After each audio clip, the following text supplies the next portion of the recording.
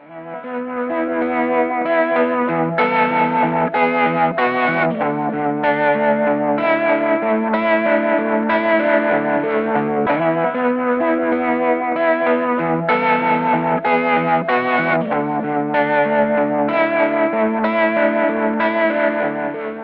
let's look at what happens with the right hand. We've talked about the left hand. Your right hand has the same number of fingers and thumb as your left hand. It's always still a thumb.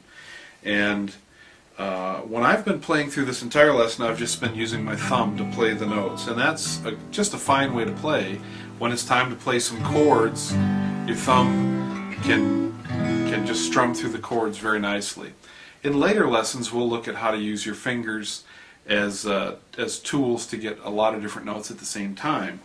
But another thing that people like to use, sometimes for volume and sometimes because they just enjoy it, is something called a flat pick. It's called a flat pick because you can see it is flat. This one is flexible. I can bend it really easily. This one's really thick. I can't bend it. I can hardly bend it, if at all. The thickness of a pick is the preference of the player, and if you go into a guitar store, they're not that expensive. I would get one of several different thicknesses and find out which ones you like. There's some that are a lot thinner than this, are almost like paper thin. My experience is when I play with something that thin, I hear a lot of slap, slap, slap of the pick on the strings, which is not something I prefer. But if I play with something like this, a lot of bluegrass players play with something that thick. They get the tone they're looking for and everything.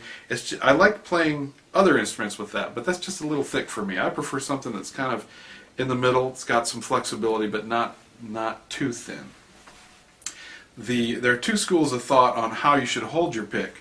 One is to have all your fingers curled under and your thumb holding the pick so just the point of the pick is sticking out. And strumming across all the strings like that. Now if you just strum like this without using your left hand to make any chords, you can see I'm not pointing the pick this way, I'm not pointing it too much that way. I'm just bringing my hand straight across. And I'm not holding with a death grip so that I think that this hand is just going to fall off from cramps.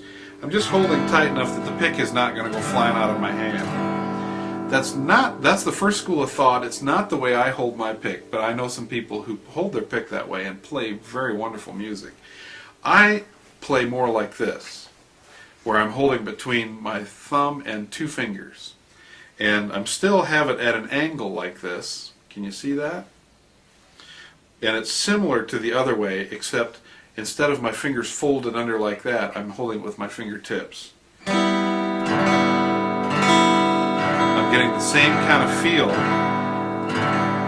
I'm not holding it so tight that my thumb is cramping up. I'm not holding it so loose that it goes flying out of my hand. Some picks have a textured surface on them so you can hold on to them better. Some people take a drill and drill through so they can feel their finger through the pick. I had a friend who made his picks out of credit cards. He said, I'm tired of having all that debt. So he cut up his credit cards and took a hot nail and poked it through until he had a whole bunch of things. He had big picks and he could hold on to them, and he wasn't spending extra money he didn't need to. I thought that was pretty ingenious. But picks will sometimes fly out of your hands and they'll sometimes fall on your guitar. It's not the end of the world. It's just one of those things that we live with. Now, for our purposes right now, when you're playing and playing your exercise, for example, let's start on the high E string.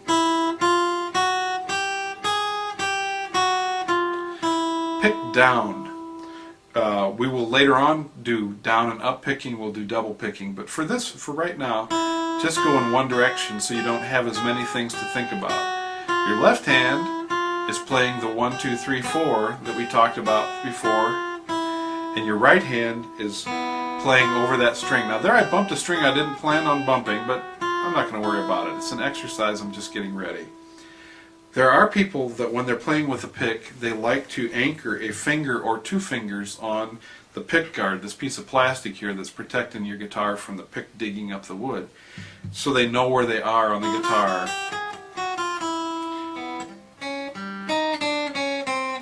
And it can get very confusing right away when you're trying to play with the pick, because the benefit of playing with your thumb is you can feel where you are. The pick is kind of one step removed. You're not touching the guitar with this hand. Where am I?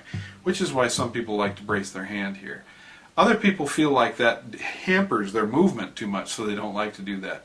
Experiment with it. See if you can play without your fingers braced, and see if you can keep track of where you are on the guitar using your pick. But that's the beginning of what you're going to do with your right hand. Either use your thumb or use a pick in this position or in this position. Just holding it tightly enough that it doesn't fly out of your hand, but not so tight that you have a death grip in it and it's killing the tone of your guitar. You want the sounds to ring when the strings are plucked.